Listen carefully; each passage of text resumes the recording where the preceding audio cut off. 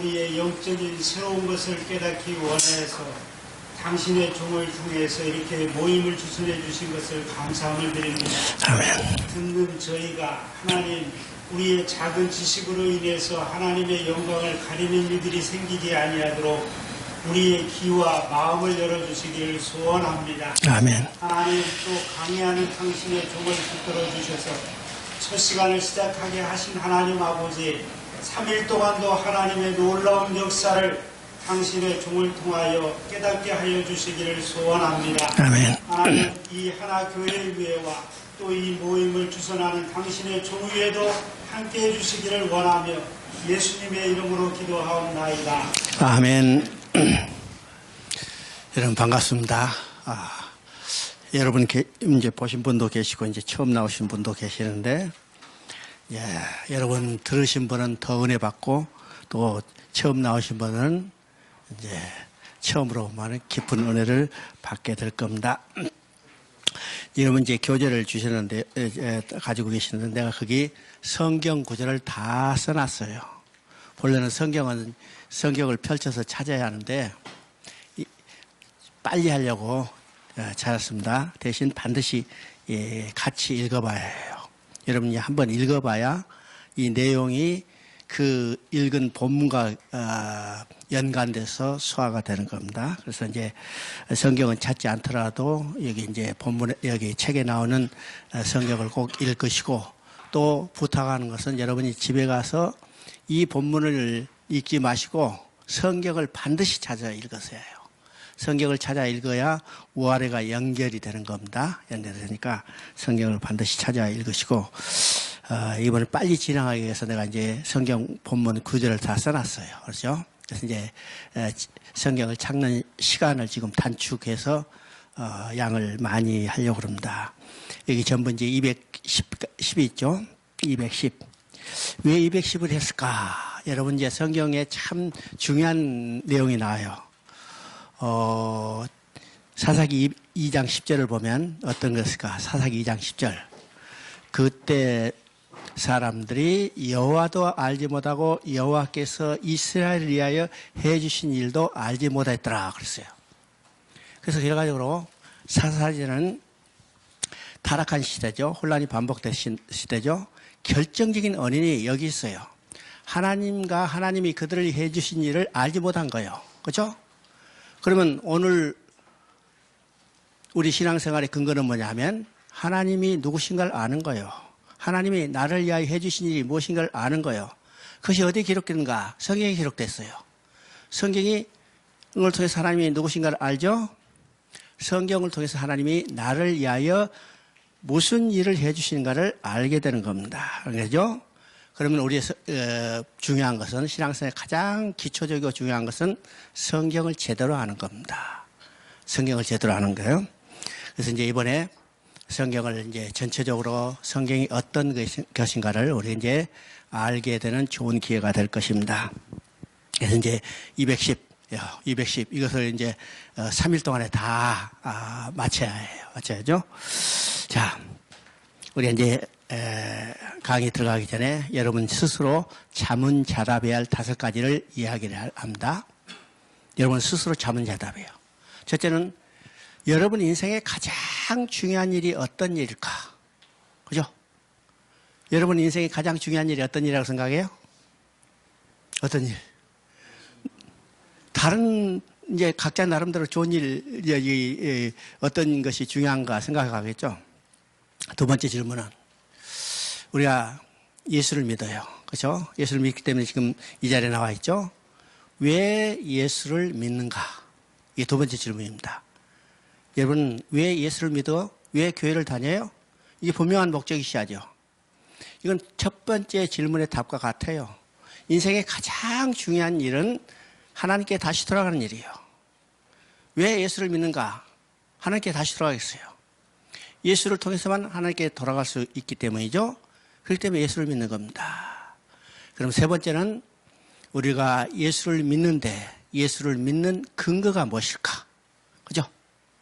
여러분 예수를 믿는 근거가 뭐예요? 예수를 믿는 근거는 성경이에요. 그죠? 성경이 없으면 우리가 예수를 믿지도 않았을 거고 예수 믿지도 못했을 거예요. 근데 성경이 있기 때문에 우리는 예수를 믿고 하나님 앞에 돌아가서 인생의 가장 중요한 문제가 해결되는 겁니다. 그렇죠? 그러면 네 번째는 어떤 것일까? 그럼 성경은 어떤 책일까요? 우리가 예수를 믿는 근거가 성경인데 성경은 어떤 책일까? 그죠? 성경은 어떤 책일까? 여러분 지금까지 성경에 대해서 어떤 생각을 가지고 있는가? 성경이요? 성경이 어떤 책이라고 생각하는가? 성경은 하나님께서 잃어버린 백성을 예수 그리스도를 통해서 다시 돌아오게 하는 하나님의 구원 계획을 기록한 책입니다. 그죠? 이것이 성경이에요. 하나님을 떠난 백성을 예수 그리스도를 통해서 다시 돌아오게 하는 하나님의 구원 계획을 기록한 책이 성경입니다. 그러면 다섯 번째 질문은 성경에 나타나는 하나님의 마음을 우리가 얼마나 알고 있을까? 그죠?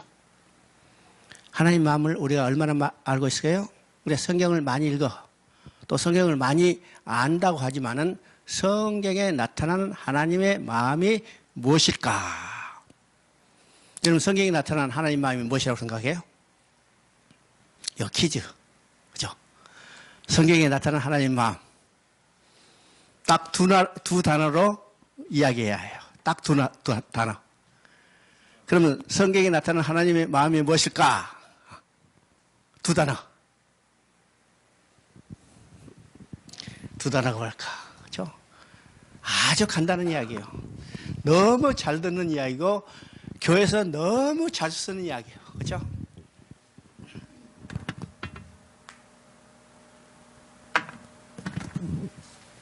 첫째는 사랑이란, 두 번째는 함께란. 예, 성경에서 나타난 하나님의 마음 딱 두 단어예요. 사랑하기 때문에 함께 살자는 겁니다. 이 성경에 나타나는 하나님의 마음이죠. 사랑하기 때문에 함께 살자. 그래서 우리 교회에서 가장 많이 쓰이는 두 단어죠. 하나님이 우리를 사랑하신다. 임마누엘. 그죠? 하나님이 함께 사랑하신다. 그게 임마누엘이에요. 교회에서 가장 많이 쓰는 단어가 이 두 단어입니다. 이 두 단어가 성경을 통해서 드러나는 하나님의 마음이요. 그죠? 사랑하기 때문에 함께 살자는 겁니다.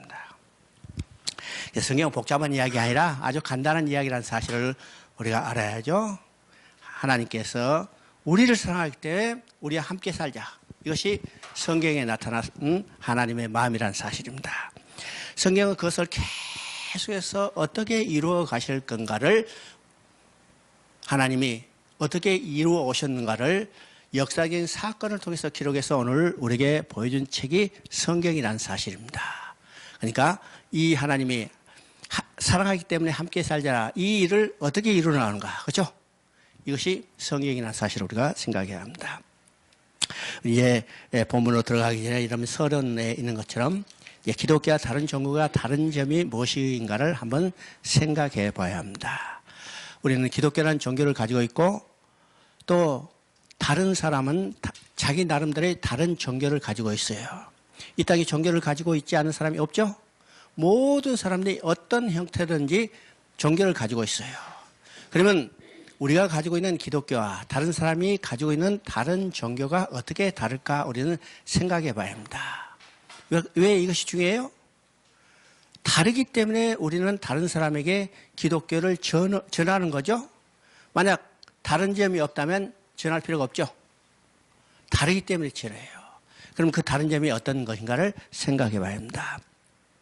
그럼 우리가 종교를 이렇게 이야기를 합니다. 종교는 인간의 영적 생활을 도와주고 인간을 양심적으로 또는 윤리적으로 도덕적으로 살게 하고 또 인간에게 마음의 어떤 위안과 평안을 줄 뿐만 아니라 인간이 달성할 수 없는 것을 초월적인 힘을 이용해서 달성하려고 하는 것이 종교다 이렇게 이야기해요. 그죠? 이건 이제 사전적인 정의라고 이야기할 수 있어요. 근데 이 사전적인 정의만 가지고 이야기할 때는 기독교와 다른 종교와 다른 점이 없어요. 다른 점이 없죠? 어떤 종교든지 인간의 영적 생활을 도와줍니다. 그죠? 어떤 종교든지 양심적으로 살게 해요. 어떤 종교든지 마음의 위안과 평안을 줄 수 있어요. 어떤 종교든지 초월적인 능력이 있습니다. 특성이 있죠? 병든 사람이 의사도 고칠 수 없고 그다음에 약을 아무리 먹어도 나을지 못한다. 저 교회에서 기도했더니 병 나았더라. 이건요, 교회에서 예수 이름으로 기도해서 병 나는 것이 아니라 다른 데 가서 다른 이 절에서 공들여도 나을 수 있어요. 무당도 심지어 병 낫게 할 수 있어요. 그러니까 이 초월적인 특성만 가지고 이야기한다면 기독교나 다른 종교나 다 같아요.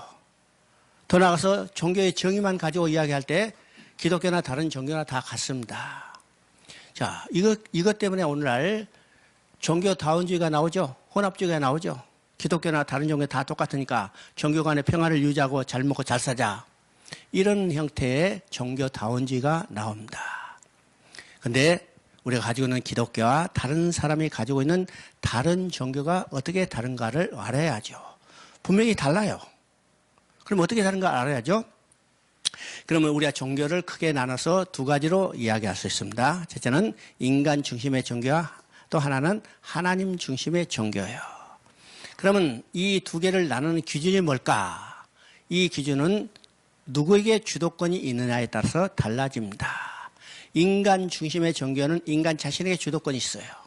다른 말하면요, 인간 자신이 달성하고자 하는 목표를 세우고 이 목표를 달성하기 위해서 스스로 계획도 세우고, 그런데 인간은 유한하기 때문에 자기 자신이 세운 목표도 스스로 달성할 수 없어서 어떻게 해요?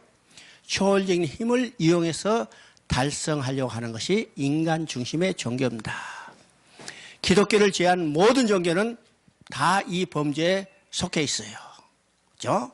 어떤 종교든지, 기독교를 제외한 어떤 종교든지 자기 자신의 목표를 세우시고 이것을 달성하려고 하는데 힘이 부족하니까 초월적인 힘, 곧 신의 힘을 이용해서 달성하려고 하는 겁니다. 잘 알죠?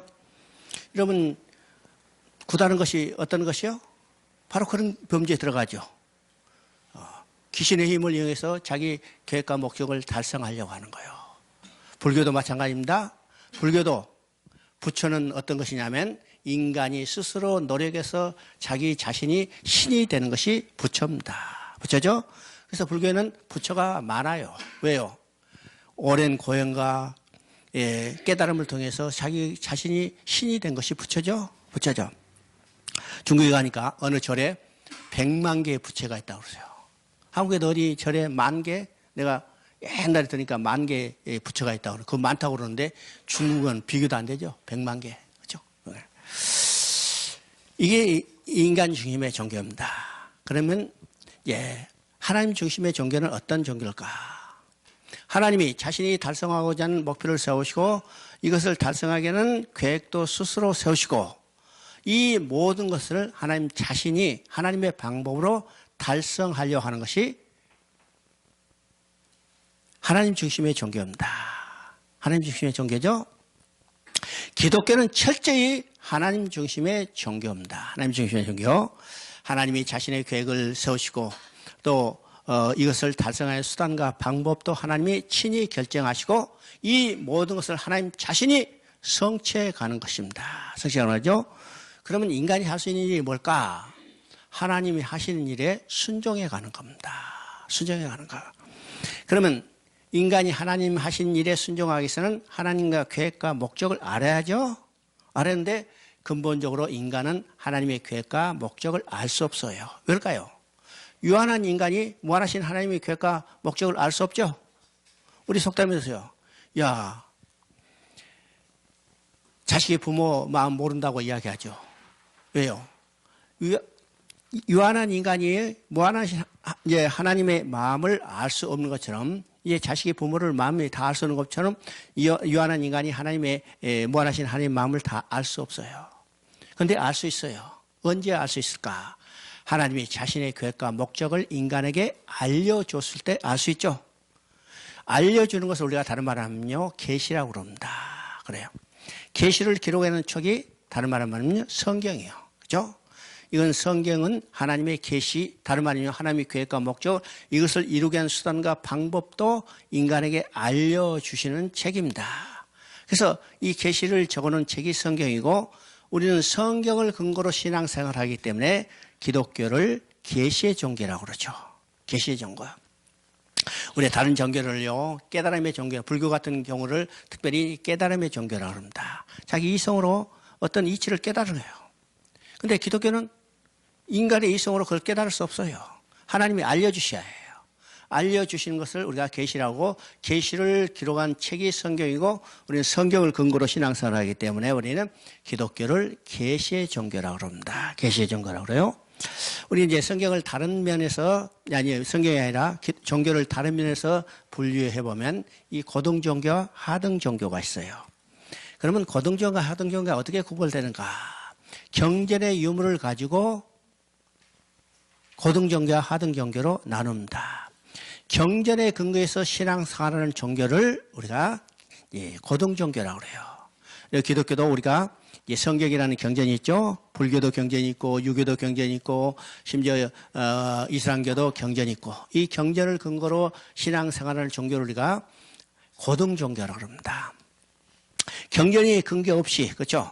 오랜 역사 가운데 하나의 관습적으로 신앙생활하는 것을 우리가 이 하등 종교라고 합니다. 실제로 이런 이 하등 종교, 곧 역사 속에 그냥 흘러내오르는 관습대로 신앙생활하는 이런 형태들이 우리 삶 속에 많이 나타나요. 그렇죠? 알게 모르게 우리 배어 있습니다. 배어 있죠? 이런 것을 우리가 하등 종교라고 합니다. 하등 종교. 그러면 많은 종교들이 경전을 근거로 신앙생활하는 고등 종교를 할 수 있는데 그러면 기독교와 다른 종교가 어떻게 다를까?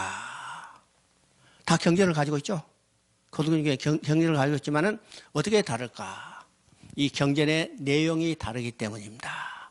그러면 그 경전의 내용은 어떤가? 이 써진 글자가 다르다는 말이 아니라 어떻게 다를까? 다른 종교의 경전을 가지고 신앙생활하는 다른 고등 종교는 그 경전이 인간의 이성으로 기록된 철학적인 산물이에요. 그래서 그것이 아무리 심오하다 하더라도 인간의 이성의 한계를 벗어나지 못하는 겁니다. 자, 많은 사람 중에 그 사람이 좀 머리가 좋고 또 오래 생각해서 기록했을 뿐이죠.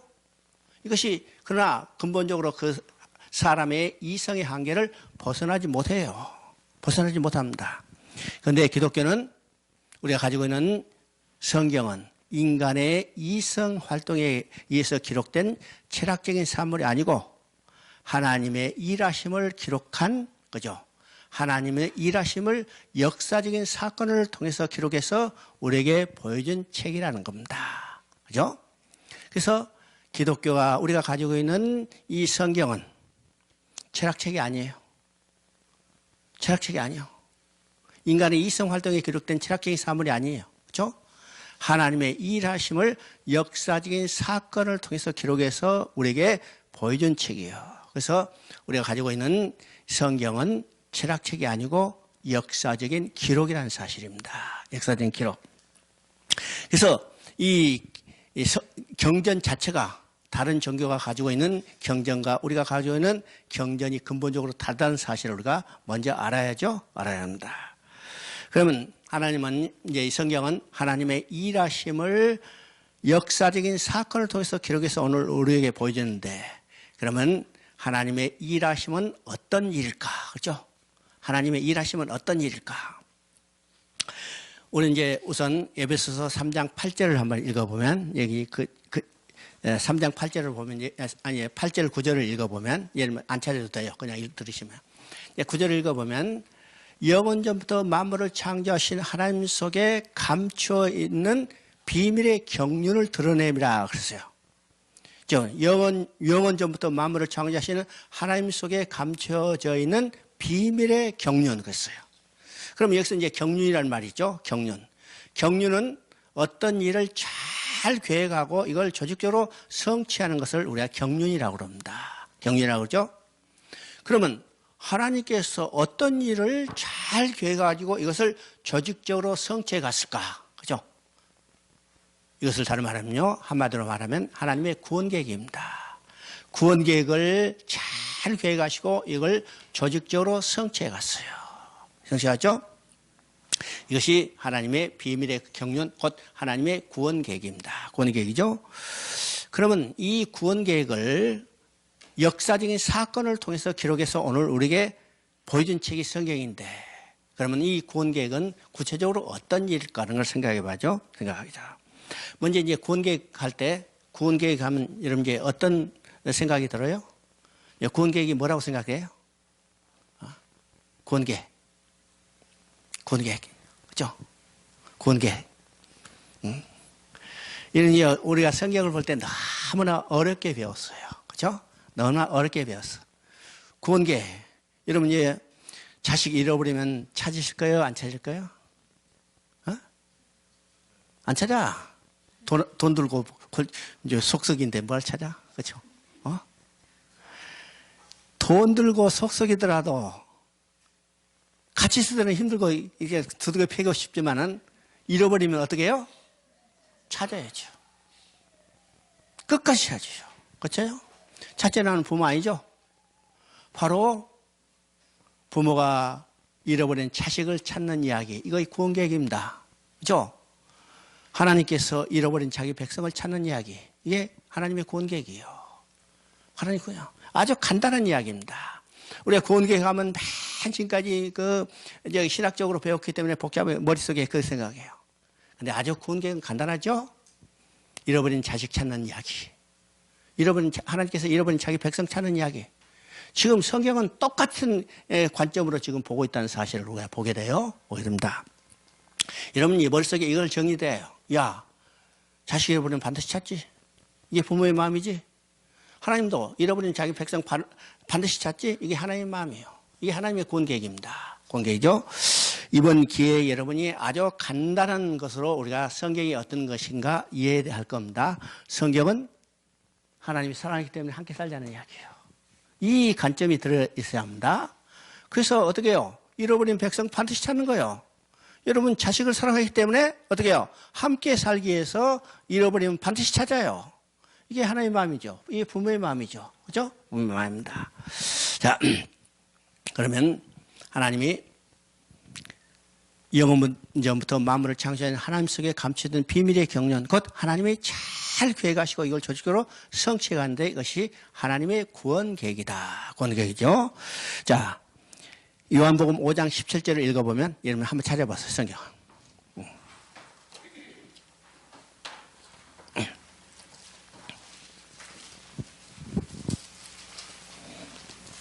요한복음 5장 17절. 내 아버지께서 지금까지 일하니 나도 일한다. 되죠? 이것이 성경을 이해하는데 아주 중요한 이야기입니다. 내 아버지께서 지금까지 일하니 나도 일한다. 그러면 지금 어떤 이냐면 내 아버지는 여기 성부 하나님을 이야기하죠. 나도 일한다. 나는 곧 예수 그리스도를 말합니다. 성부 하나님께서 지금까지 일하시니 예수 그리스도 나도 일한다는 거예요. 그렇죠? 그러면 지금 이것이 어떤 의미가 생기죠? 요한복음 5장은 안식일에 38년 된 병자를 고쳐준 이야기입니다. 안식일인데 38년 된 병자를 고쳐줬더니 유대인들이 예수님을 지금 비난하죠. 왜 안식일에 병자를 고쳐줬는가? 왜 안식일에 일했는가? 그렇죠? 왜 율법을 어겼는가? 지금 그래서 예수님을 책망하는 거예요. 그때 예수님이 그들에게 대답하는 말이 내 아버지께서 지금까지 일하시니, 그렇죠? 그러면 여기 성부 하나님은 지금까지 일하시니까 쉬고 계신 하나님이 아니죠? 일하고 계신 하나님이에요. 그러면 그날이 어떤 날이었어요? 안식일이었어요. 안식일에 38년 된 병자를 고쳤더니 지금 유대인들이 예수님을 비난해. 그래서 내 아버지께서 지금까지 일하신다고 했어요. 그러면 안식일을 지키라. 안식일을 지키지 않으면 돌로 쳐죽임을 당한다. 이렇게 강력하게 명령하시던 하나님께서 왜 안식일에 일하실까? 그죠? 왜 안식일에 일하실까요? 그죠? 내 아버지께서 지금까지 일하시니 지금 안식일인데 일하고 계시는 거예요. 왜 안식일에 일할까? 지금 이 환자는 그날이 안식일이었지만은 안식이 있어요, 없어요?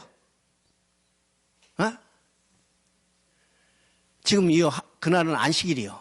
근데 이 환자는 안식이 있어요, 없어요? 안식이 없잖아요. 그날뿐만 아니라 38년 동안 병들어 있는 동안에 수많은 안식일이 지나갔지만은 이 환자는 안식을 누리지 못했어요. 그죠? 병들어서 안식을 누리지 못해. 언제 안식을 누릴 수 있어요? 병으로부터 치료함을 받아야 안식을 누릴 수 있죠. 안식일이지만 안식을 누리지 못하는 이 환자를 고쳐줌으로 진정한 안식을 회복시켜 주는 거예요. 이것이 내 아버지께서 일하시는 거예요. 그죠? 내 아버지께서. 그런데 환자를 고쳐주는 것을 통해서 뭘 계시하냐면 사단에 노예된 인간들에게는 안식이 있어요, 없어요? 어? 사단에 노예된 인간들은 안식이 없어요. 노예가 안식이 없죠? 그러면 사단에 노예된 인간들을 안식을 주는 것은 어떤 것이요? 노예로부터 해방시켜야 해요. 해방시켜요. 이 노예로부터 해방시키는 것이 하나님의 구원 계획이고 이 구원 계획은 언제부터 이루어졌는가? 영원 전부터 만물을 창조하신 하나님 속에 감춰진 비밀의 경륜. 이건 창조 이전부터 하나님은 구원 계획을 계획하시고 이것을 시행하고 계신다는 사실을 우리가 보게 되는 겁니다. 보게 되죠. 나도 일한다 그랬어요. 나는 누구냐면 예수 그리스도죠. 그러면 구원 계획을 성취하신 분은 누구냐면 나 곧 예수 그리스도예요. 예수 그리스도죠. 그러면 하나님께서 구원을 계획하시고 이 구원 계획을 성취하신 것은 예수 그리스도이기 때문에 성경 전체는 누구를 증거하는가? 곧 예수 그리스도를 증거한다는 사실입니다. 왜요? 성경 전체가 하나님의 구원 계획을 기록한 책이기 때문에 그 구원 계획을 성취는 예수 그리스도를 통해서 성취하기 때문에 성경 전체가 누구를 증거하느냐? 곧 예수 그리스도를 증거한다는 사실입니다. 요한복음 5장 39절을 한번 찾아서 읽어봅니다. 요한복음 5장 39절. 자, 너희가 영생을 얻으려고 성경을 연구한 거냐? 성경이 내게 대해서 증거한 것이라고 했어요. 그렇죠? 내게 대해서. 그러면 성경이 내게 대해서 증거한다고 이야기할 때 이때 말하는 성경은 신약 성경이 아니고 구약 성경이에요. 왜요? 지금 예수님이 말씀하시잖아요. 예수님이 말씀하실 당시는 신약 성경이 아직 기록되지 않은 상태이기 때문에 예수님이 말씀하시는 이 성경은 곧 구약 성경을 이야기해요. 그러면 이 말을 다루면요, 너희가 영생을 얻으려고 구약 성경을 연구하거니와 구약 성경이 곧 내게 대해서 증거한 것이다. 이 말을 바꿀 수 있죠? 왜요? 신약 성경이 기록되지 않았으니까. 그러면 구약 성경이 곧 예수 그리스도를 증거한다. 그러면 구약 성경에 예수라는 말도 나오지 않고 그리스도라는 말도 나오지 않아요. 그런데 구약 성경에 나에 대해서 곧 예수 그리스도를 어떻게 증거한 건가를 우리가 생각해 봐야죠. 이것이 히브리서 1장 1절을 통해서 우리가 보게 됩니다. 히브리서 1장 1절을 보면 옛적에는 선지자를 통해서 여러 가지 모양과 여러 가지 방법으로 우리 조상들에게 말씀하신 하나님이 그랬어요. 여기서 중요한 것은 여러 가지 모양과 여러 가지 방법입니다.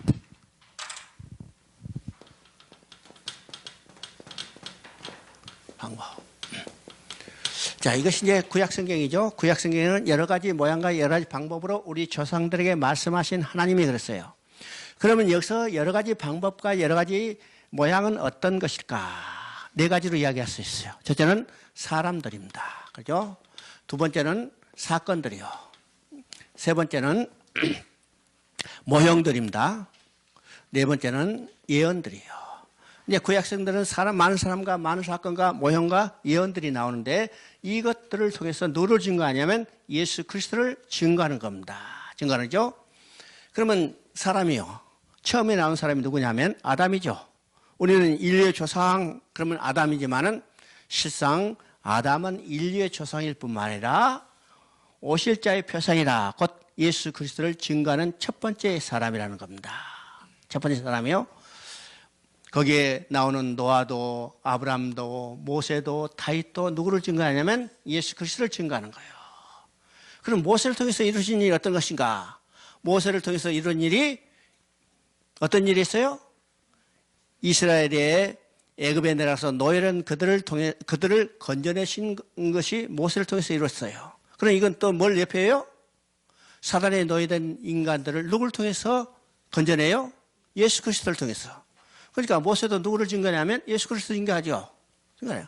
그러니까 구약에 나온 사람들도 다 예수 그리스도를 증거하는 겁니다. 증거하니까 우리 이제 성경을 볼 때 그 사람이 중심이 아니라 그 사람을 통해서 일하시는 하나님, 곧 누구를 증거하냐면 예수 그리스도를 통해서 성취하기 때문에 그 사람들을 통해서 예수 그리스도를 어떻게 증거해 가는가를 우리가 성경을 볼 때 그것을 만나야 해요. 그것을 찾아야 해요. 그게 우리가 성경을 올바로 보는 관점입니다. 그 다음에 이제 사건들도 있죠. 사건들. 그럼 지금 이야기했지만은 성경에서 가장 중요한 사건은 어떤 사건이냐. 구약에서 가장 중요한 사건은 곧 출애굽 사건이요. 그죠? 출애굽 사건. 이 출애굽 사건이 역사 가운데 가장 중요한 사건이라는 사실을 우리가 알아야죠. 우리 인생도 이 출애굽 사건이 가장 중요한 사건입니다. 중요한 사건이죠. 그러면 출애굽 사건은 어떤 사건인가? 이스라엘 백성이 애굽에서 노예로였을 때 유월절 어린 양의 피를 통해서 그들이 노예로부터 해방됐어요. 그죠? 유월절 어린 양의 피를 통해서. 이걸 통해서 뭘 증거해요? 사단에 노예된 인간들이 유월절 어린 양의 피를 통해서 다 노임받았어요. 노임받았죠? 그러니까 바로 출애굽 사건도 누굴 증거해요? 유월절 어린 양 대신은 예수 그리스도를 증거하는 겁니다. 증거하는 거죠? 그래서 성경에 많은 사건이 나오지만은, 구약성에 나오지만은 이 사건들이 다 누구를 증거하면 예수 그리스도를 증거하는 사건이죠. 그 다음에 세 번째는 이제 모형이 나옵니다. 모형. 우리 성경에 많은 모형들이 나와요.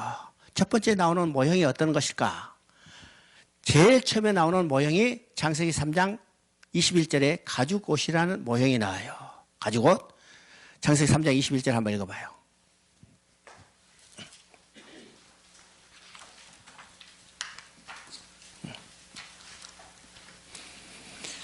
자, 그거 읽습니다. 여호와 하나님께서 아담과 하에게 가죽옷을 지어 입히시니라.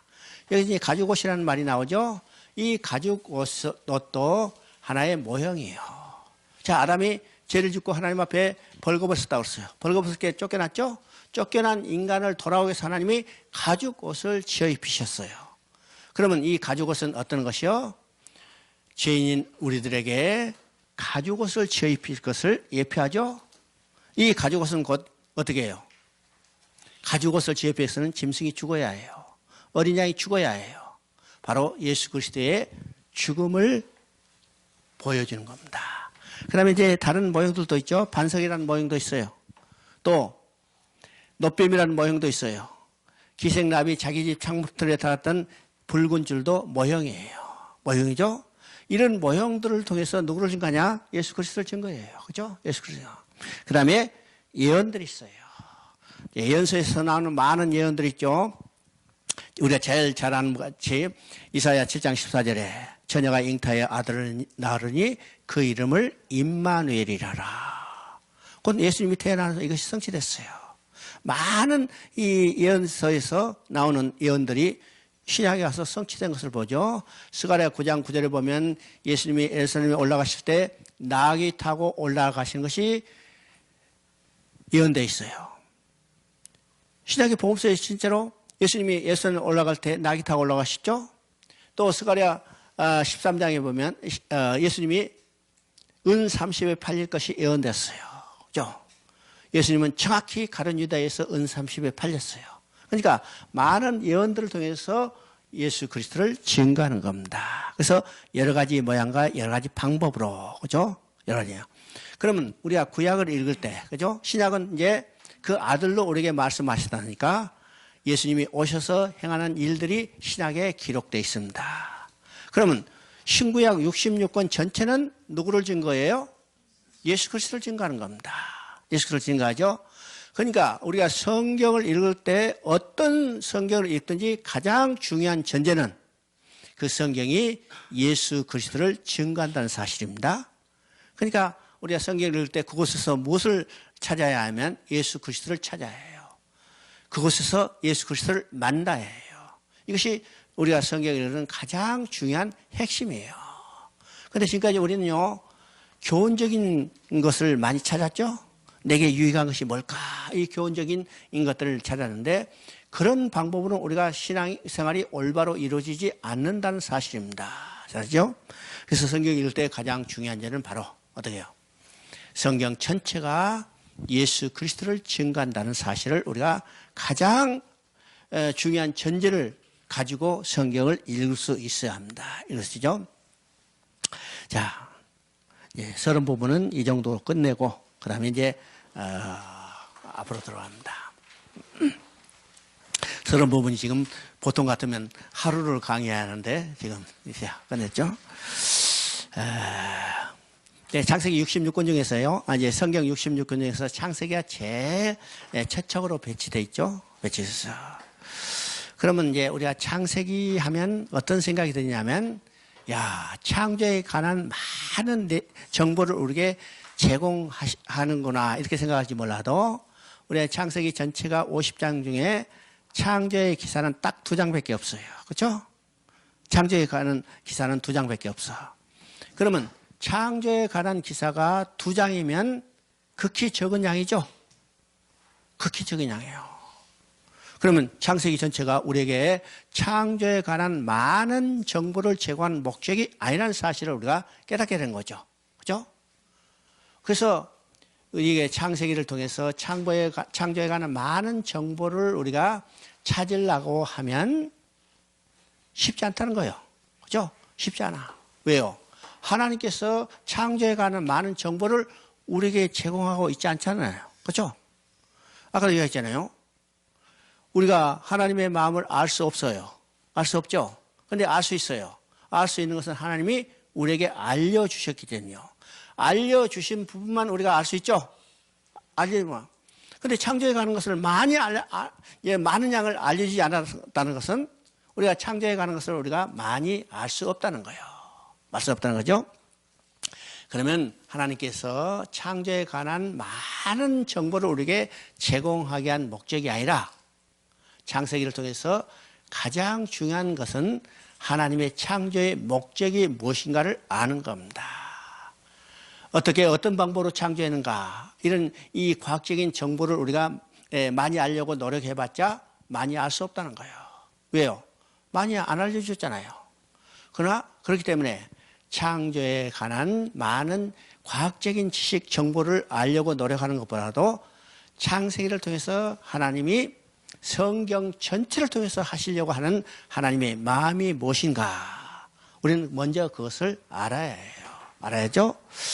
그러면 창세기를 기록한 목적이 무엇인가를 우리가 먼저 생각해 봐야 합니다. 창세기는요, 모세가 썼죠? 모세는 창세기만 쓴 게 아니라 5권의 성경을 썼어요. 그죠? 창세기, 출애굽기, 레위기, 민수기, 신명기.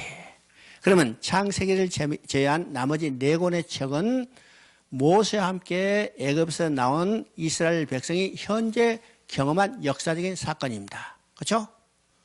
다시 얘기해요. 모세와 함께 애굽에서 나온 이스라엘 백성이 현재 경험한 역사적인 사건이에요. 이것이 출애굽부터 신명기까지 4권의 책 속에 나와 있는 내용이죠. 그런데 창세기는 그로부터 400년 이전의 역사입니다. 400년 이전의 역사이죠.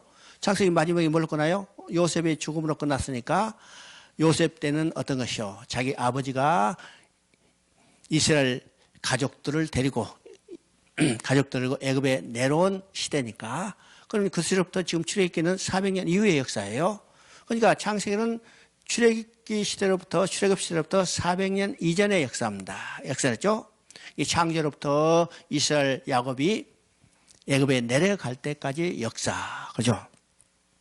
그러면 이 역사를 기록한 목적이 무엇일까? 이스라엘 백성이 애굽에 내려가서 노예로 전락됐어요. 노예로 전락돼서 그들의 역사를 잃어버렸죠. 역사를 배우지 못했죠. 자, 한 민족의 가장 중요한 정체성을 가지게 확보하는 것은 2가지예요. 첫째는 어떤 것이요? 역시는 언어예요. 언어를 잃어버리면요, 민족의 정체성이 완전히 사라져버려요. 2번째는 역사를 알아야 해요. 그죠? 그래서 한 민족의 정체성을 확보하는 가장 2가지 중요한 것은 언어와 역사입니다. 언어와 역사. 근데 이스라엘 백성은 애굽에 내려가서 400년 동안 노예로 살면서 여러분 노예로 살 때 역사 배웠겠어요? 안 배웠죠. 그래서 400년 이 노예로 살면서 그들의 역사를 잃어버렸어요. 잃어버렸죠? 이 잃어버린 역사를 창세기의 기록을 통해서 그들에게 다시 가르쳐 주는 겁니다. 가르치죠? 역사를 다시 가르쳐 줘요. 이 역사를 가르쳐 줌으로 인해서 어떻게 해요? 그들이 어떤 백성인가를 깨닫게 하는 겁니다. 깨닫게 하죠. 그리고 지금 이들이 애굽에서 나왔어요. 그렇죠? 그러면 애굽에서 나온 출애굽을 시킨 그 하나님이 어떤 하나님인가를 알게 하는 겁니다. 지금 이스라엘 백성을 애굽에서 나오게 하는 이 구원의 하나님은 어떤 하나님이요? 바로 다른 하나님이 아니라 그들을 창조했던 창조주 하나님이라는 거예요. 우리를 구원해 주신 분이 누구요? 바로 창조주 하나님이죠. 창조주 하나님이요. 바로 이스라엘 백성을 애굽에서 건져내는 그 하나님이 곧 창조주 하나님이고, 그 창조주 하나님께서 이스라엘 백성들의 조상들에게 약속한 것이 무엇이고, 그죠? 이 약속한 것이 무엇이고, 그 약속을 어떻게 성취해 가고 있는가를 창세기를 통해서 보여주는 겁니다. 보여주는 거죠? 그러면 다른 말로 하면요, 이 창세기를 통해서 성경 전체를 통해서 하나님이 하실 일이 무엇인가, 곧 하나님의 구원 계획을 어떻게 성취해 가는가를 우리가 대의를 파악할 수 있어요. 그죠? 그래서 성경에서 우리가 먼저 알아야 할 것은 창세기를 정확히 아는 겁니다.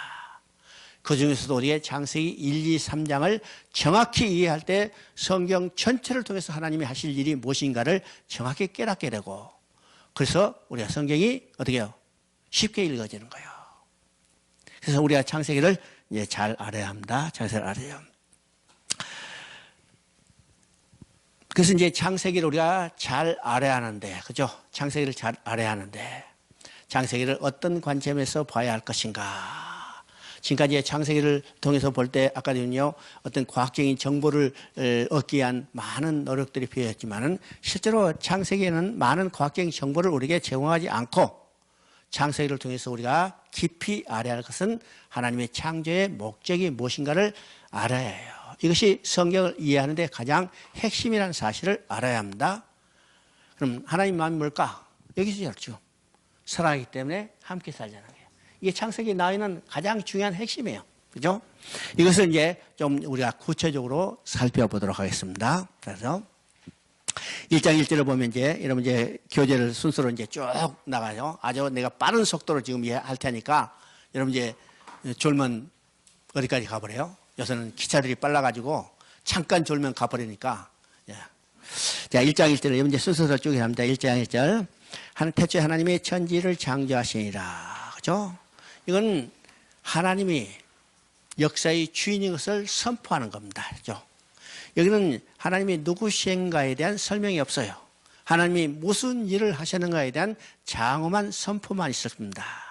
그러면 태초에 하나님이 천지를 창조하시는다는 이 한 말 속에 하나님은 역사의 주인이고, 그죠? 역사는 하나님의 절대 주권하에 운행되어 간다는 사실을 선포하는 겁니다. 선포하는 거죠. 그래서 우리가 성경을 가지할 때 세 가지 역사관이 있어요. 이런 간단히 이야기하자면, 첫째는 역사의 주인은 하나님이시고 하나님이 절대 주권을 가지고 역사를 운행해 가신다는 사실입니다. 인간의 역사의 주권자가 아닙니다. 모든 주권은 하나님께 있어요. 여러분 인생의 주권도 하나님께 있어요. 인생의 주권도 하나님께 있어요. 내가 내 주인인 것처럼 생각하지만은 여러분요, 언제 태어났어요? 어디서 태어났어요? 여러분 언제 태어날 날짜 결정하고 태어날 장소 결단한 다음에 태어났어요? 에?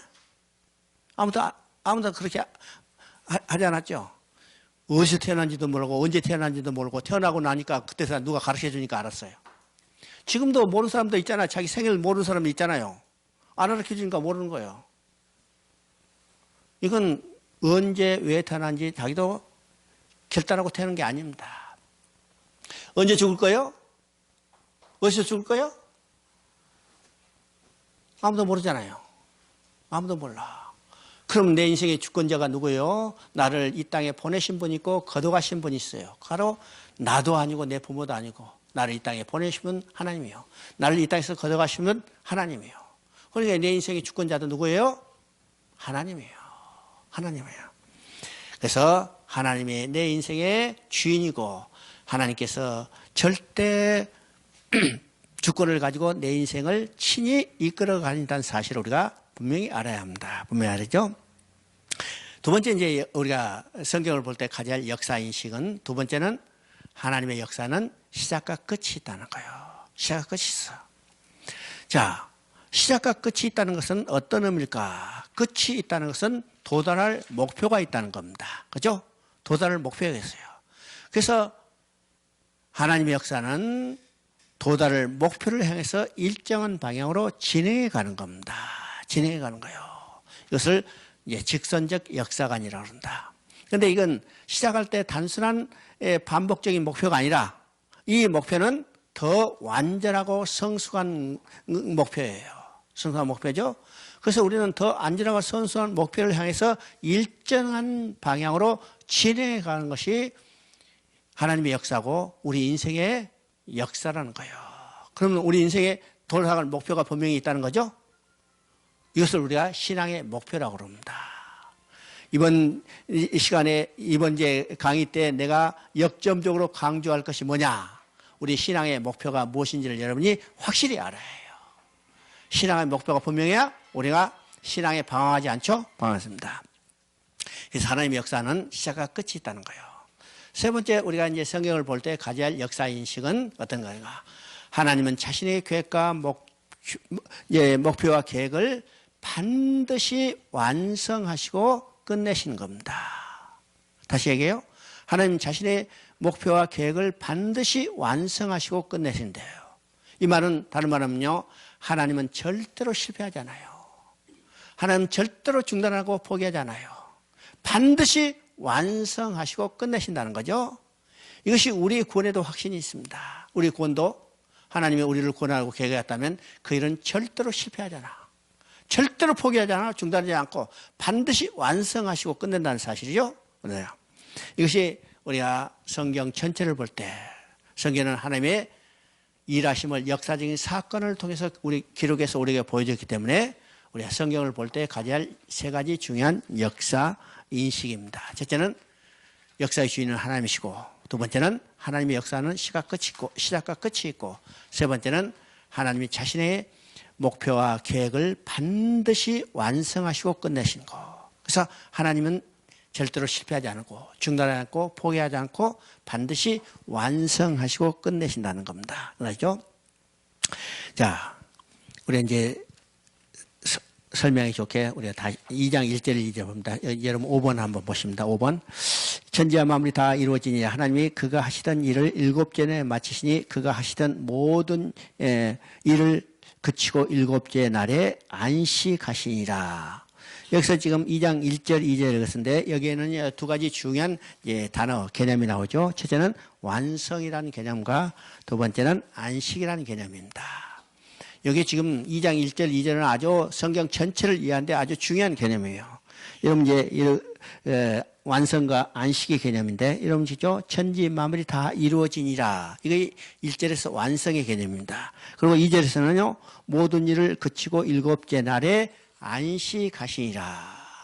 그러면 지금 2장 1절에 만물을 다 이루어지니라. 이게 완성의 개념인데 그러면 1장은요. 이게 창조의 과정이 쭉 나와 있죠. 창조의 과정이 쭉 나와 있는데 거기에 2번을 보면 창세기 1장 3절, 7절, 10절 이게 내가 대표적으로 이야기했지만은 이제 3절 나오는 이 세 마디가 1장에서 계속 반복돼요.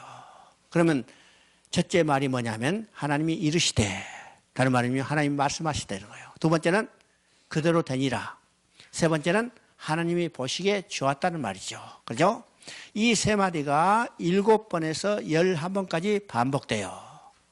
그러면 한 장에 똑같은 말이 반복되는 것은 그 말이 중요하기 때문이죠. 중요하기 때문이에요. 그러면 지금 하나님 말씀하시되, 그죠? 이르시되는 말이 7번 반복돼요. 그럼 말했다는 것이 어떤 의미예요? 말했다는 것은 그 말 속에 말하는 사람의 생각과 사상이 들어있죠. 내가 지금 아침부터 말해요. 아침부터 말하는 거.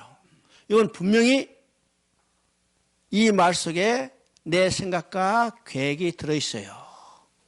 그러면 내가 왜 말해요? 말하는 목적이 뭐예요? 여러분 성경을 쉽게 이해할 수 있도록 말하는 겁니다. 가르치는 거죠. 만약 그것이 목적이 아니라면 그의 목적이 아니라면 어떻게 해요? 나는 헛소리 하는 거죠. 헛소리 하는 거예요. 그런데 헛소리 하는 게 아니요. 내가 지금 1월달부터 시작해서 계속해서 지금 강단에 서서 강의하고 내가 지난 2주 동안은요, 인도네시아 가지고 2주 동안 그 더운 데 있다가 이제 토요일 날 와가지고 어제 하루 종일 누워 있었어요. 누워 있다가 지금 왔는데 아니 오늘 하루 우리 집에 가가지고 푹 쉬재. 내 집에 광주인데 광주도 안 내려가고 지금 여기 이제 퍼질러 있잖아요. 목적이 뭐예요? 여러분의 성경을 쉽게 이해할 수 있도록 내가 안내해 주는 거, 지도해 주는 겁니다. 이 목적이 아니라면 나는 헛소리 하는 거죠. 나는 헛소리 하는 게 아닙니다. 그러니까 하나님이 말씀하셨다 하면 그 말 속에 하나님의 계획과 목적이 있다는 거죠. 근데 두 번째는 그대로 되니라고 했어요. 그대로 되니다는 것은 하나님의 계획과 목적대로 이루어졌다는 말이죠. 그랬더니 세 번째, 하나님 보시기에 좋았다는 말이에요. 왜 하나님 보시기에 좋았겠어요? 하나님의 계획과 목적대로 이루어졌기 때문에 하나님 보시기에 좋은 겁니다. 만약 하나님이 마음대로 하나님 계획과 목적대로 이루어지지 않았다 하더라도 그때 하나님이 보시기에 좋았겠어요? 하나님 보시기 좋지 않았겠죠. 그런데 하나님의 계획과 목적대로 이루어졌기 때문에 하나님 보시기 좋았다는 거예요. 그리고 2장 1절에 만물이 다 이루어지라 이 말은 어떤 것이요? 하나님의 계획과 목적대로 다 이루어졌다는 거예요. 그렇죠? 이게 완성의 개념이에요. 그죠? 그러면 이 완성의 개념 속에서 하나님이 창조의 목적이 무엇인가를 우리가 봐야죠. 창조의 목적. 우리가 창조의 목적을 이제 두 가지로 이야기할 수 있습니다. 첫째는 1차적인 목적과 두 번째는 궁극적인 목적이 무엇인가를 봐야 해요. 자, 여기 이제 6번을 봅니다. 2장 7절 8절. 여호와 하나님이 땅의 흙으로 사람을 지으시고 생기를 그 코에 불어넣으시니 사람이 생명이 된지라. 여호와 하나님이 동방의 에덴에 동산을 창설하시고 그 지으신 사람을 거기 두시고 그랬죠? 두시나. 그러면 이 말을 보면 창조의 중심에는 누가 있냐면 인간이 있어요. 그렇죠? 동방의 에덴 동산을 지으시고 거기에 사람을 두시있죠. 그러면 동방에 창설하는 에덴 동산은 어떤 의미일까? 인간이 살아갈 환경을 조성한 겁니다. 그죠? 인간이 살아갈 환경을 조성해요. 그래서 거기에 나오죠. 이사야 45장 18절에 하늘을 창조하시니 그는 하나님이시니 그가 땅을 지으시고 그것을 만드셨으며 그것을 견고하게 하시되 혼돈하게 창조하시지 아니하시고 사람이 거주하게 그것을 지으셨나니. 여기서 분명히 이야기합니다. 우주 만물을 지으신 목적은 사람이 거주하게 지으셨다니까. 그러니까 우주 만물을 창조하는 1차적인 목적은 인간이 살아갈 환경을 조성한 겁니다. 조성한 거죠.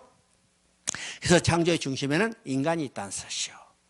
그러면 하나님의 궁극적인 창조의 목적은 무엇일까? 우주 만물을 창조하는 이게 궁극적인 목적이 아니죠. 궁극적인 창조의 목적은 인간에 있어요.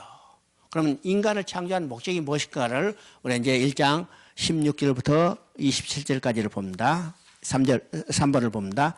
하나님이 이르시되 우리의 형상을 따라 우리의 모양대로 우리가 사람을 만들고 그들로 바다의 물고기와 하늘의 새와 가축과 온 땅과 땅에 기는 모든 것을 다스리게 하시고 하나님이 자기 형상 곧 하나님의 형상대로 사람을 창조하시되 남자 여자를 창조하시고. 여기서 인간을 어떻게 창조하셨을까? 자기의 형상, 곧 하나님의 형상, 하나님의 모양대로 지으시다고 그러죠.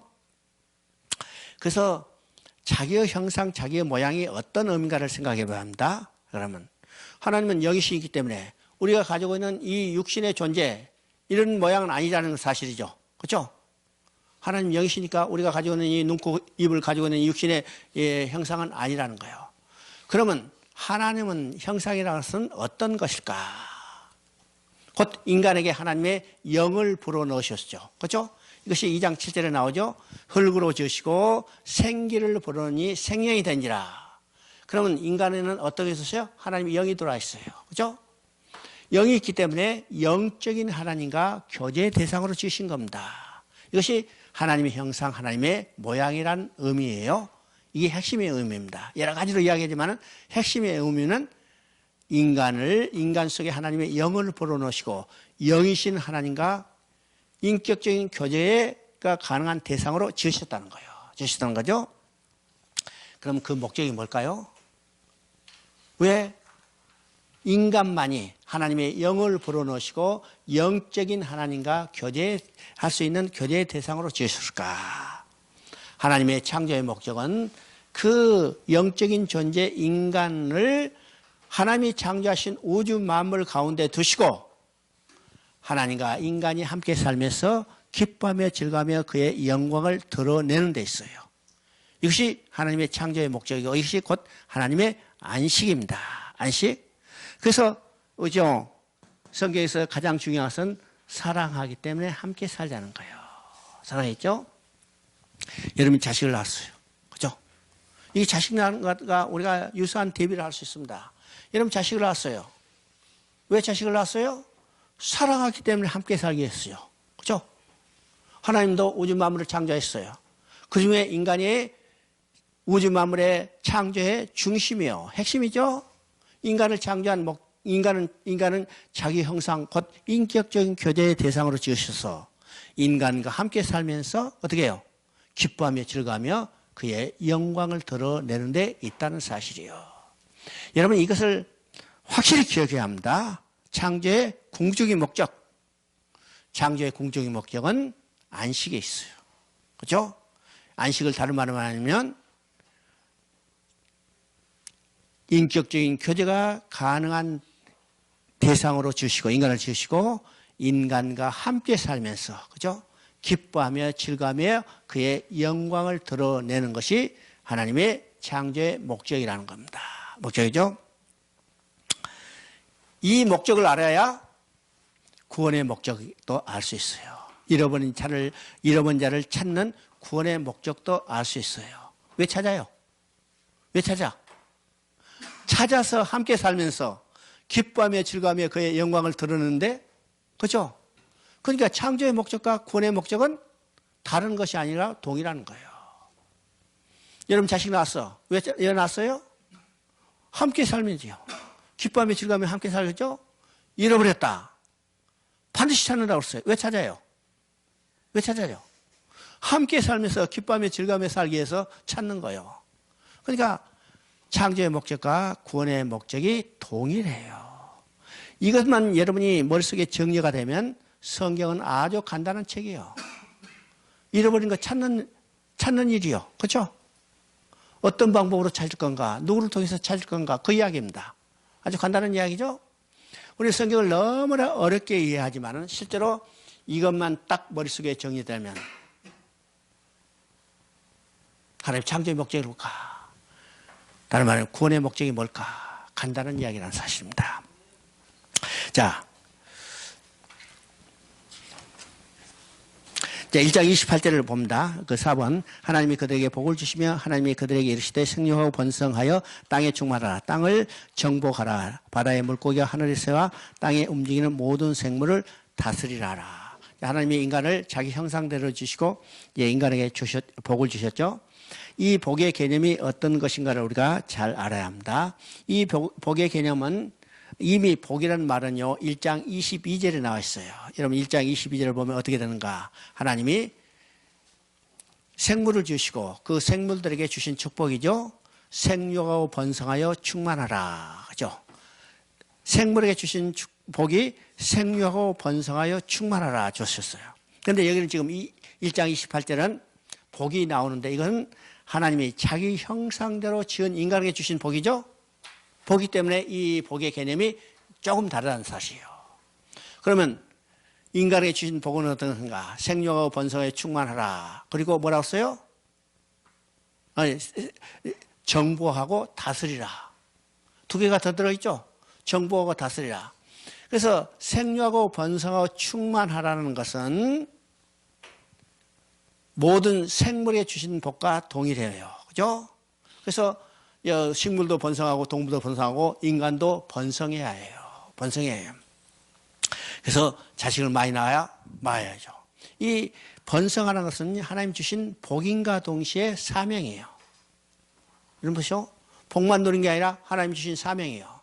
그래서 자식 낳아서 이 땅에 성령 번성에 충만해야 해요. 그런데 어떻게 해요? 오늘날 사단은 이것을 방해하죠. 번성하지 못하도록 해요. 충만하지 못하도록 해요. 그래서 자식을 낳지 못하게 해요. 결혼을 늦게 하게 해요. 자식을 낳지 못하게 해요. 국가 정책으로 자식 낳는 것을 제한하죠. 제한해요. 또 동성애를 통해서, 동성 결혼을 통해서 자식을 낳지 못하도록 하는 거예요. 야, 어제 내가 뉴스를 잠깐 보니까 한국에도 동성 결혼을 반대하는 비율이 49%밖에 안 된대. 49%. 50% 이하로 떨어졌어. 그렇죠? 야, 여러분요, 사단이 지금 마지막 말세 어떤 수단으로 역사하는 걸 우리가 잘 봐야 합니다. 잘 봐야 해요. 시대의 조류가 어떻게 돼가는가. 정말로 많은 이 현상 가운데서, 그죠? 이 마지막 사단이 발악하고 있어. 극렬하게 발악하고 있어요. 그러니까 지금 동성연애, 이건 창조 때 하나님 주신 축복을, 복과 사명을 누리지 못하도록 지금 사단이 대적하는 것입니다. 이건 간단한 이야기 아니라는 사실을 우리가 알아야 해요. 지금요, 국가 정책을 통해서 인구를 감소시키려고 했던 사단의 정책이 실패 갔어요. 그렇죠? 한국도 실패했죠? 그래서 지금 인구 나라고 해요. 안 나. 중국도 실패했어. 한자년 낳기 하다가 실패했으니까 지금 중국이요, 한국보다 더 많은 출산 장려금을 줘요. 그래도 안 나. 안 나죠? 지금 정부가 실패했기 때문에 출산 장려금을 주게 하는 정책으로 돌아서니까 사단은 극극이 그 방향을 선해서 동성 결혼. 각 국가가 지금 동성 결혼을 법제화시키려고 있잖아요. 한국도 그렇게 하려고 그러죠. 얼마 안 가면 이게 법제화돼요. 이건 막을 수가 없어요. 막을 수 없는 거예요. 남은 것은 뭐만 남았어요? 심판의 때만 남은 겁니다. 심판의 때만 남은 거예요. 그죠? 자, 이거 시간 너무 많이 가면 안 되고, 그죠? 이제, 그죠? 이게 모든 생물에게 주신 복은 동일하죠? 근데 인간에게 주신 복은 이제 거기에 추가됐어요. 추가된 것은 정복하고 다스리라. 이건요, 왕적 권세를 주신 겁니다. 왕적 권세. 자, 2장에 가면요, 이것을 아담이 실제로 행사하는 것을 보게 해요. 2장 15절 그죠? 2장 15절에 보면 경작하고 다스리니라. 또 2장 19절에 보면요, 아담이 모든 생물의 이름을 지었다고 그랬어요. 자, 생물의 이름을 지었다는 것은 어떤 의미요?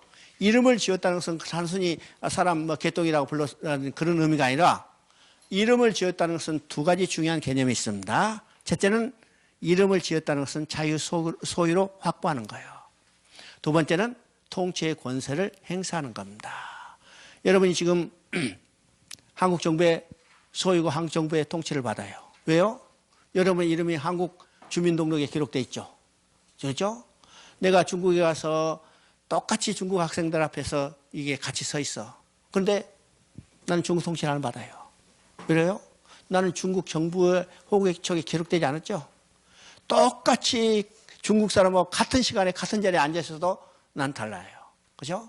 그래서 이름을 짓는다는 것은 자기 소유로 확보하는 거고 통치의 권세를 행사하는 겁니다. 아담이 바로 하나님부터 이 복을 누려서 여기 권세를 받아서 행사하는 거예요. 이것을 왕적 권세라고 합니다. 세 번째는 재상적 축복이에요.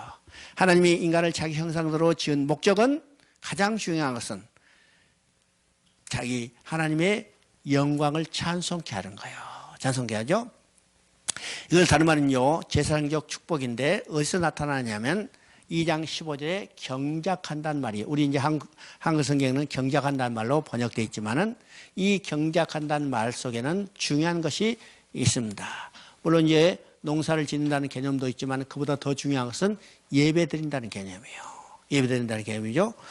그래서 만물을 대표해서 만물을 대신해서 하나님의 영광을 찬송케 하는 제사장적 축복을 줬다는 사실이죠. 그래서 인간이 하나님 형상대로 지어서 받은 축복은 세 가지입니다. 첫째는 생육하고 번성하여 충만하는 이 복과 사명이고, 두 번째는 하나님을 대신해서 하나님 지으신 오직 만물을 다스리는 왕적 권세를 받은 거고, 또 만물을 대표해서 만물을 대신해서 하나님의 영광을 찬송케 하는 제사장적 축복을 받은 겁니다. 그런데 타락하자 이것을 뺏겼죠. 타락했지만은 생육하고 번성하여 충만한 것은 그대로 하나님이 지속시켰어요. 그런데 왕적 권세는 사단에 빼앗겨서 일생 죽기를 무서움으로 매어 종다는 신세로 변해됐죠. 또 하나님의 영광을 찬송케 하는 제사장 축복은 짐승과 버러지 형상의 우상을 만들어 놓고 이게 하나님이다, 심지어 자기가 하나님이라는 것으로 타락해버렸어요. 타락했죠.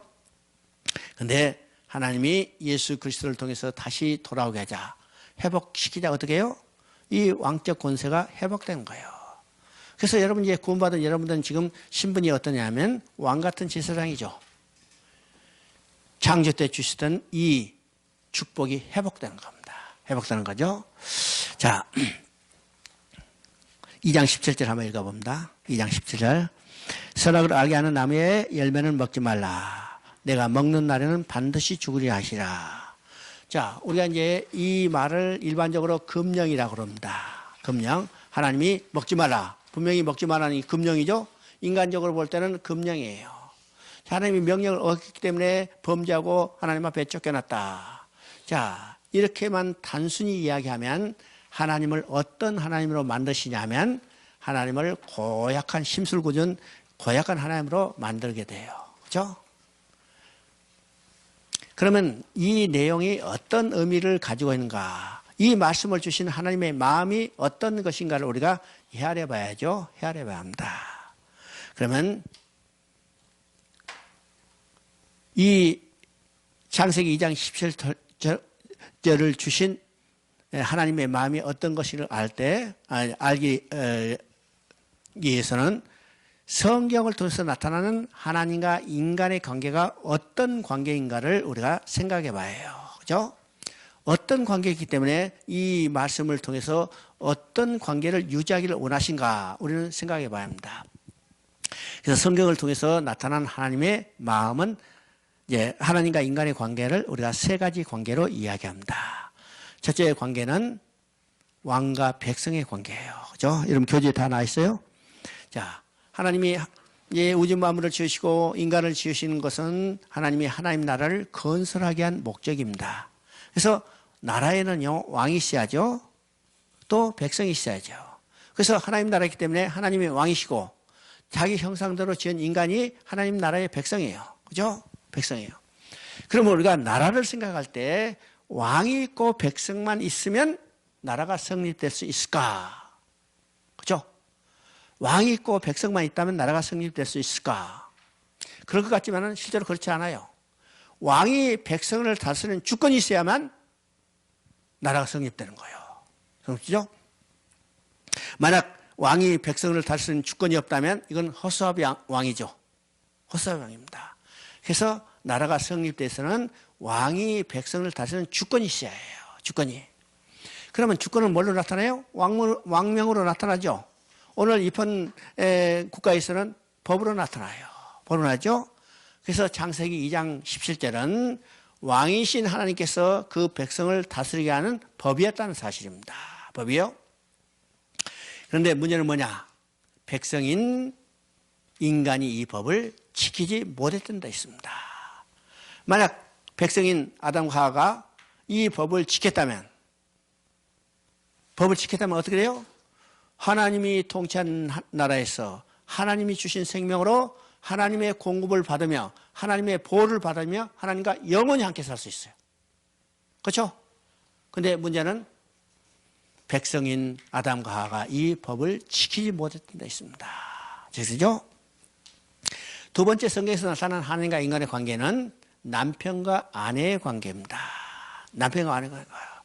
야, 하나님과 인간의 관계를 남편과 아내로 이야기하니까 야, 무슨 소리야 이렇게 할지 몰라도 성경 전체가 하나님과 인간의 관계를 남편과 아내의 관계로 이야기했습니다. 그죠? 우리 이제 계시록 19장을 보면 어떤 사건이 나타나면 어린 양의 혼인잔치가 일어나죠? 그러면 어린 양의 혼인잔치에서 신랑은 누구예요? 어린 양 되시는 예수 그리스도예요. 신부는 구원받은 성도들이죠. 그럼 그리스도와 우리의 관계는 어떤 것이요? 남편과 아내 관계죠. 남편과 하는 거예요. 또 고린도후서 11장 2절을 보면 우리를 어떻게 해요? 그리스도 신랑 되신 그리스도로서 정결한 처녀로서 우리를 그리스도 앞으로 중매하라고 한다고 했어요. 그럼 그리스도와 우리의 관계는 뭐냐면 남편과 아내의 관계죠. 남편과 아내. 그 다음에 에베소서 5장 31절 32절을 읽어보면 이렇게 되어 있습니다. 바울이 창세기 3장 24절을 인용하면서 두 사람이 부모를 떠나서 한 몸을 이루니, 그죠? 한 몸을 이루니 이 비밀이 크도다. 내가 그리스도와 교회에 대해서 말하노라 그랬습니다. 그럼 두 사람은 누구냐면 아담과 하와이죠. 아담과 하와. 그러니까 남편과 아내의 관계를 이야기합니다. 남편과 아내, 여자, 남자 두 사람이 부모를 떠서 한 몸을 이루다. 그죠? 한 몸을 이루다. 이 결혼의 관계를 이야기하죠. 이 결혼의 관계는 이 비밀이 크도다. 내가 그리스도와 교회에 대해서 말하노라. 그러면 남편과 아내의 관계는 그리스도와 교회의 관계는 남편과 아내의 관계예요. 그죠? 남편과 아내의 관계. 이것이 구약에서도 그대로 드러나죠. 구약 성경 전체를 통해서 하나님과 인간의 관계를 남편과 아내의 관계로 나타내는 성경이 두 개가 있어요. 그것이 첫째는 아가서고 두 번째는 호세아서입니다. 호세아서죠. 뿐만 아니라 우리가 구약 성경 여러 군데서 하나님과 인간의 관계를 남편과 아내의 관계로 이야기합니다. 그죠? 남편과 아내. 그러면 남편과 아내의 관계는 어떤 관계예요? 결혼의 관계입니다. 결혼의 관계죠. 결혼하지 않으면 어떤 여자에게도 아내라 부를 수 없어요. 결혼하지 않으면 어떤 남자에게도 아내라 부를 수 없어요. 그죠? 결혼해야만 아내라 부를 수 있고 결혼해야만 남편이라 부를 수 있습니다. 그래서 이제 이 중요한 개념이 있죠. 결혼한다.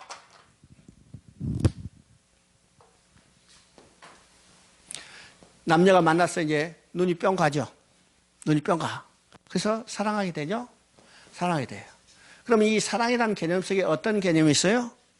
사랑이라는 개념 속에 바로 이 함께라는 말이 있습니다. 여러분 이제 사랑하는 것이 어떤 감정이요? 사랑하는 건 함께 있어요. 연애해봤어요? 연애해봤어? 안 해봤어? 연애해봐요. 어떻게 해요? 만나고 싶죠? 계속 만나고 싶죠? 만나고 싶어. 그래서 쫓아가서 만나고 쫓아오고. 근데 결혼하기 전께는 어떻게 해요? 만나고 싶어 함께 있고 싶지만은 오래 함께 할 수 없죠. 그래서 결혼해요. 결혼의 목적이 뭐야? 결혼의 목적이 함께요. 함께 살기 위해서 결혼해요. 왜요? 사랑하기 때문에 함께 살기 위해서. 이 결혼하는 거죠. 사랑하기 때문에 함께 살기 위해서. 이게 하나님과 인간의 관계입니다. 남편과 아내의 관계. 그죠? 하나님도 사랑하기 때문에 함께 살기 위해서 남편과 아내의 관계에서 결혼을 해요. 그죠? 그러면 결혼할 때 뭐가 필요하냐면 서약이 필요해요. 그죠? 서약. 여러분 다 결혼했으면 안 해봤으면 모르겠겠죠. 그죠? 자, 하게 될 테니까 들어보면 돼. 자, 어떻게 해요? 남자는 여자를 향해서 여기 선언하죠. 서약하죠. 나는 당신을 내 아내로 맞이해서 어떻게 해요? 기쁠 때나 슬플 때나 부할 때나 가난할 때나 건강할 때나 병들 때나 평생 함께 살겠어. 이게 서약이죠. 기쁠 때는 같이 살고 슬플 때는 도망가겠어. 그렇죠? 부할 때는 같이 살고 가난할 때는 헤어지겠어. 이렇게 하지 않지 않아요. 평생 함께 살겠어. 이것이 하나님과 인간의 관계의 결혼의 서약이에요. 이 창세기 2장 17절. 이 약속만 지키면 하나님과 인간은 영원히 남편과 아내의 관계를 유지하면서 살게 되는 거예요. 그런데 문제는 뭐냐면 아내된 인간이 이 약속을 지키지 못했던 데 있어요. 어디다 했죠? 그래서 학자들은 이것을 사랑의 언약이라고 합니다. 창세기 2장 17절 사랑의 언약이래요. 호세아 6장 7절 한번 찾아봅니다, 여러분. 호세아 6장 7절.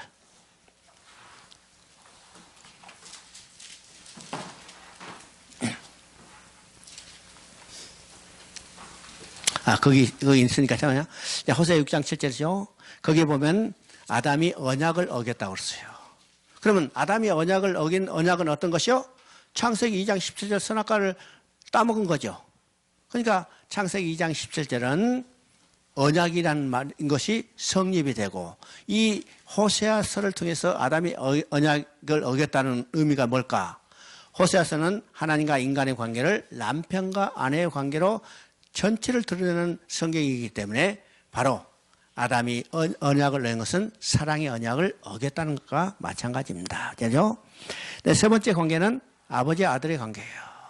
이건 너무나 자연스러운 관계죠. 여러분이 기도할 때 하나님을 아버지라 부르셨어요. 그러면 하나님이 아버지라 부르기 때문에 우리는 자연스럽게 그의 자녀들이죠. 자녀들이에요.